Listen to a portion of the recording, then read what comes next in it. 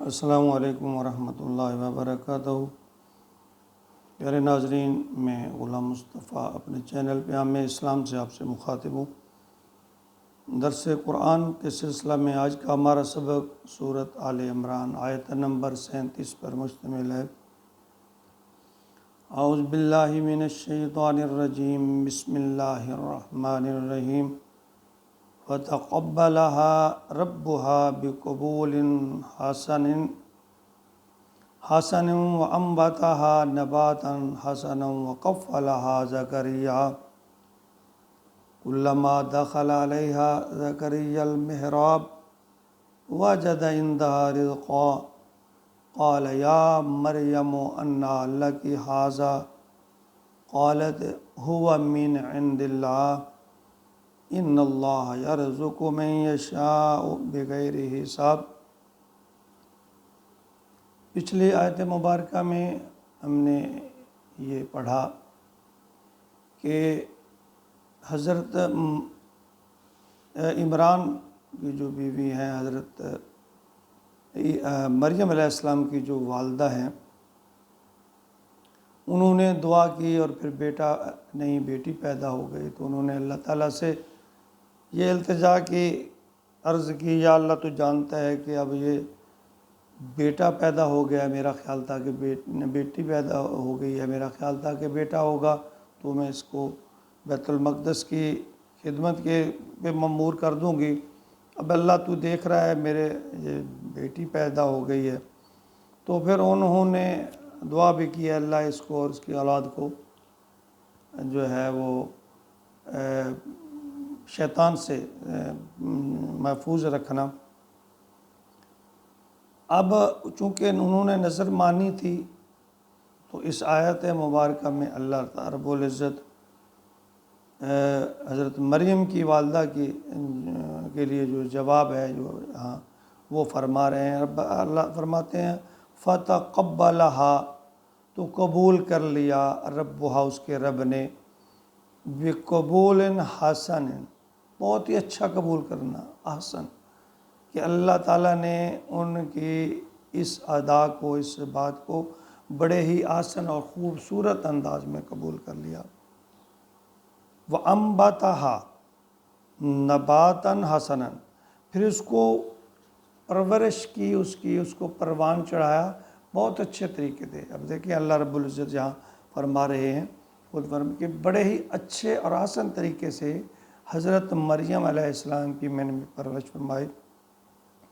تو اس میں وَكَفَّلَهَا زَكَرِيَّا، اور زکریا علیہ السلام جو ہے ان کو کفالت پر مأمور کر دیا۔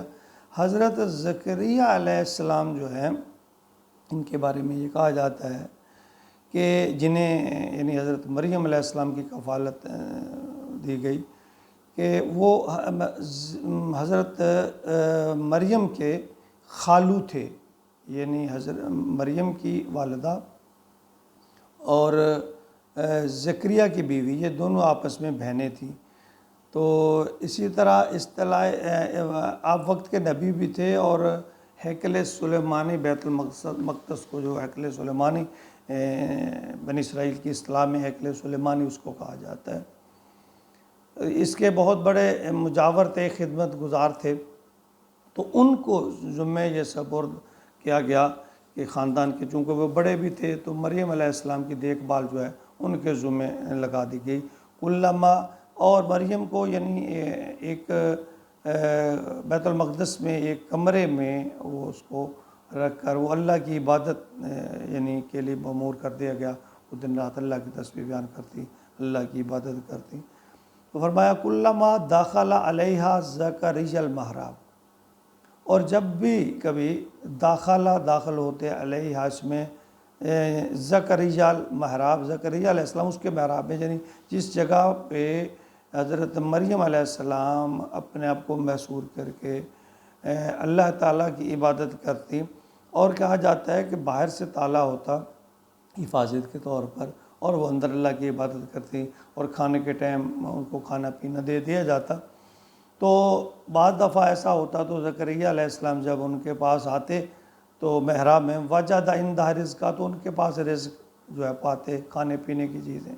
اب چونکہ جو حجرہ تھا وہ گوشہ یا حجرہ وہ تو مخصوص تھا اور اس کو تالا بھی لگا ہوا تھا باہر سے، تو جب زکریا علیہ السلام ان کی دیکھ بھال پہ جو مامور تھے وہ اس حجرے میں جاتے تو حضرت مریم کے پاس کھانے پینے کی چیزیں، پھل اور بے موسمی پہ خاص طور پہ پھل ان کے پاس موجود ہوتی۔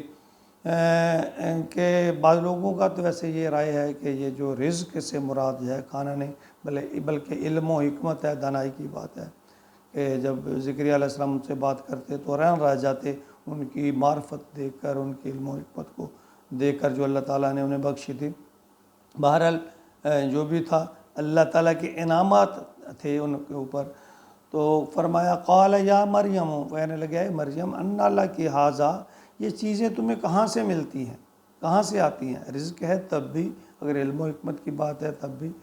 تو پوچھتے ہیں کہ یہ انواع و اقسام کے جو بے موسمی پھل ہیں یہ آپ کے پاس پڑے ہیں، یا علم و حکمت کے یہ جو معرفت کی باتیں تمہیں کہاں سے معلوم ہوتی ہیں، یا پھل تمہارے پاس کہاں سے آتا ہے؟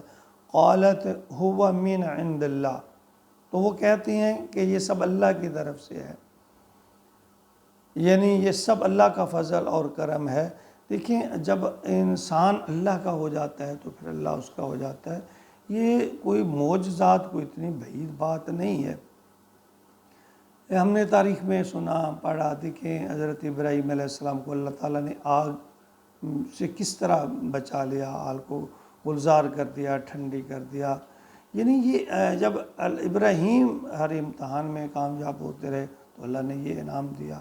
حضرت عیسیٰ علیہ السلام کو اللہ تعالیٰ نے بغیر باپ کے پیدا کیا اور پھر ان کو اٹھا لیا، زندہ اٹھا لیا۔ حضرت آدم علیہ السلام کو اللہ تعالیٰ نے بغیر باپ کے، بغیر کسی چیز کے تصور کے، جب کہ نوع انسانی کی ابھی ابتدا میں حضرت آدم کو پیدا کر دیا اور پھر ان کی پسلی سے حضرت اماں حوا پیدا کی، پھر اولاد۔ تو اس طرح یہ جو سلسلے ہیں یہ اللہ رب العزت کی حکمت ہے اور وہ ہر چیز پہ حاکم ہے، کیونکہ یہ سارا کارخانہ قدرت اسی کا ہے، اسی نے تخلیق کیا ہے، تو وہ ہر طرح کا اختیار رکھتا ہے۔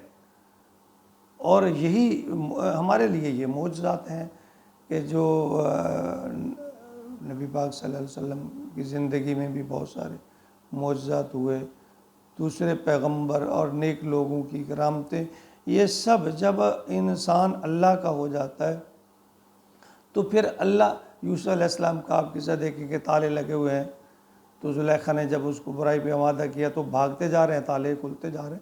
یہ اللہ کی حکمتیں ہیں، جب انسان اللہ کا ہو جاتا ہے تو اللہ اس کا ہو جاتا ہے اور پھر اس کو ہر چیز اللہ اسی کے تابع کر دیتا ہے۔ تو یہاں پھر فرمایا ان اللہ یرزق من یشاء بغیر حساب، اللہ فرماتے ہیں کہ یقیناً اللہ جسے چاہتا ہے رزق دیتا ہے اور بے حساب دیتا ہے، یعنی اللہ کے ہاں اس کی کوئی قدر و منزلت، کوئی رزق کی وقت نہیں۔ اللہ چاہتے ہیں جس کو میں جتنا چاہوں دے دوں اور جس کو جتنا چاہوں نہ دوں۔ یہ سب اللہ کی حکمتیں ہیں۔ جو حضرت زکریا علیہ السلام کا اس میں تذکرہ ہے کہ حضرت زکریا علیہ السلام کے بارے میں، وہ بھی چونکہ پیغمبر تھے اور لیکن یہ حضرت مریم علیہ السلام کے اس طرح معجزہ دیکھ کر وہ بھی حیران رہ گئے کہ باہر سے تالا لگا ہوا، کوئی سوراخ نہیں ہے، یہ سجرا یا گوشہ میں وہ بیٹھی ہیں یا محراب میں، تو مکفل ہے، بالکل بند ہے، اور پھر اس میں انواع و اقسام کے پھل ہیں، تو یہ کہاں سے بغیر کسی سوراخ کے، بغیر کسی رستے کے؟ تو اللہ کی حکمت ہے، وہ دے سکتے ہیں۔ تو یہ اس میں تذکرہ، اور آگے پھر حضرت زکریا علیہ السلام کا اگلی آیت میں تذکرہ ہے جو ہم اگلے سبق میں پڑھیں گے۔ اللہ رب العزت اپنی نشانیاں بیان کرتے ہیں جو ہمیں ان کو سمجھنے کی اللہ توفیق عطا فرمائے۔ ہر اللہ کی ہر آیت میں کوئی نہ کوئی حکمت ہے، کما حق ہو، اس کو سمجھنا ہمارے بس کی بات نہیں ہے، لیکن جو ظاہری بات ہے وہ ہم سمجھیں کہ اللہ کی حکمتیں دیکھیں۔ اللہ کہتے ہیں میں کس طرح کیا کچھ کیسے کر سکتا ہوں، تو انسان کا یہ عقیدہ ہونا چاہیے کہ اللہ رب العزت ہر کام، ہر وقت، ہر طرح، ہر لحاظ سے جو کرنا چاہے اللہ کر سکتے ہیں۔ وہ مالک ہیں، وہ کن کہہ کر سارے کام مکمل کر سکتے ہیں۔ اللہ رب العزت ہمیں اپنے اس پاک کلام پر ایمان رکھنے کی توفیق عطا فرمائے۔ آمین وما علینا الا البلاغ۔